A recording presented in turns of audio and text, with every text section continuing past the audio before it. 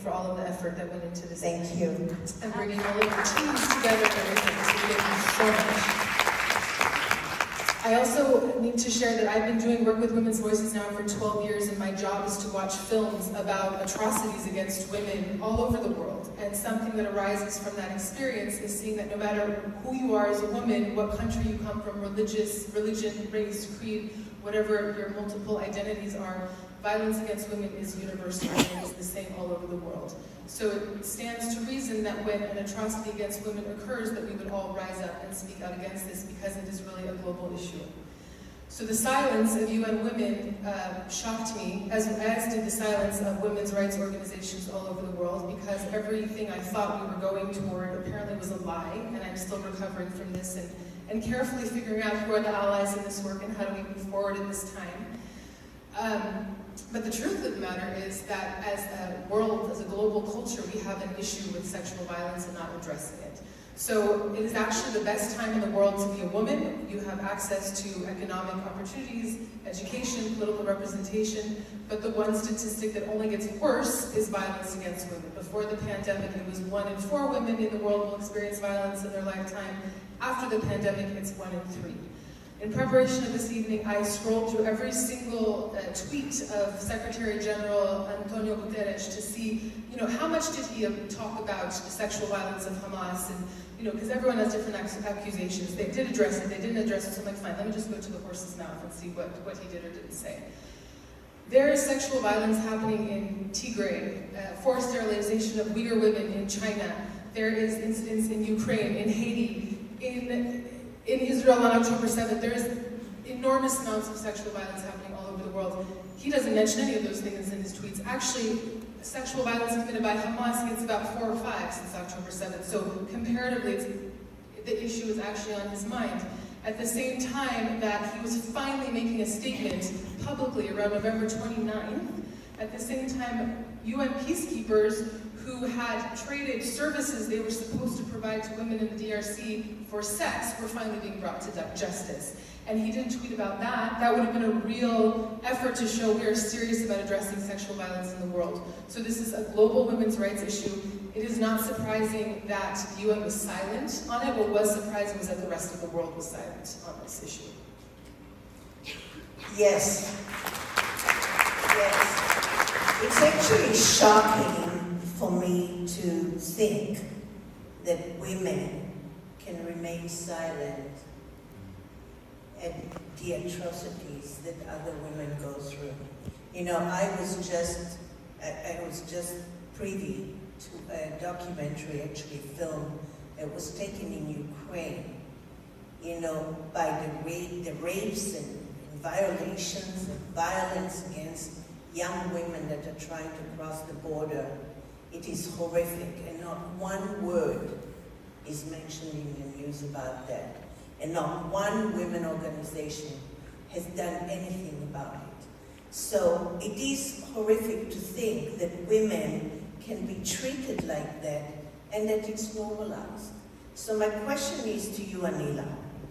You have gone out of your way to lead Muslim women organizations into standing up for the women that have suffered so much on October 7th, and generally for women that are suffering from violence against them.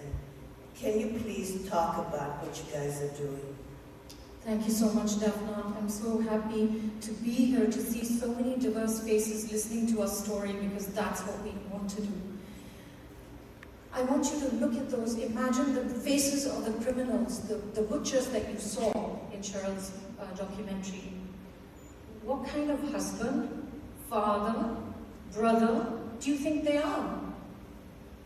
Isn't that so sad for the Muslim women of the world? That those are the men that are representing Islam? And young people on campuses are thinking Hamas is the savior of the Palestinians? Give me a break. What has happened to us? That we have come to this, that today violence against women, atrocities committed by the world's biggest criminal organization, Hamas, Hezbollah, Muslim Brotherhood in America, and we have to tell people that these girls are telling the truth, something is wrong in our moral compass. That we are not able to stand with these women and say, Hamas is bad for Palestine, Hamas is bad for Muslim women, Islam is going to suffer because of them. How do I know that, Daphna? I know that because we, as Muslim women, have been standing up to these extremist organizations from California to Washington, D.C. to New York. Our organization took on Osama bin Laden, the Taliban, and saying, what happened to our country, the country that has given us all refuge? And today I can be here sitting with the greatest leaders of the women's rights. And we are saying, yeah, that was good. That was, the Jewish people were not there on 9/11. They must have done it. And then you all remember that San Bernardino. We've been working on countering violent extremism. San Bernardino, it was a Muslim guy. The lady who organized it was one of our members. And she said, he came in and he said, where are the Jews, where are the Christians? And he killed them. And then CARE, Muslim Brotherhood in America, in California, sends out videos saying, oh, we saw 3 white Jewish men. They committed this. The Jews want the Muslims to look bad. That is not true. And so we stood up to them.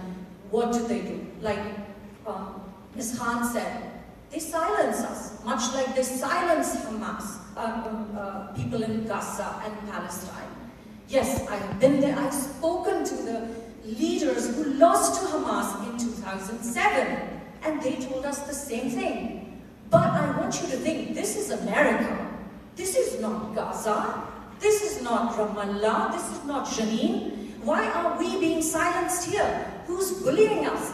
I'll tell you who's bullying us and who has brainwashed our young people on campuses. Today, I'm here, yes, I'm here for my Israeli sisters. But I'm also here for my 3-year-old granddaughter, Nora, who is going to go to school here and who is going to grow up hating Jewish people and thinking every possible crime has been committed by them. That is not okay with me. And it should not be okay with anybody else, because let me tell you, Islamophobic incidents have started going on the rise, because people are asking, what does Islam teach you? To kill people? Because remember, the Miami-Dade shooting was committed by a Muslim. So how can CARE/Muslim Brotherhood stand with the LGBT community and say, queers for Palestine? They hate them. They will lynch them. And when they turn around, these men who are in the mosque of America, and they don't allow women like me to speak there. Why? Because I like Israel, I like Jewish people, like my prophet of Islam, peace be upon him. When he took refuge, first he sent his people to the Christians, because they are Ahle Kitab. Then he sent them for refuge and went himself to Medina, where the Jewish tribes were. So don't you ever tell me that these people are not our people and that we must kill them. This is the kind of rhetoric that we have been hearing in California for 20 years.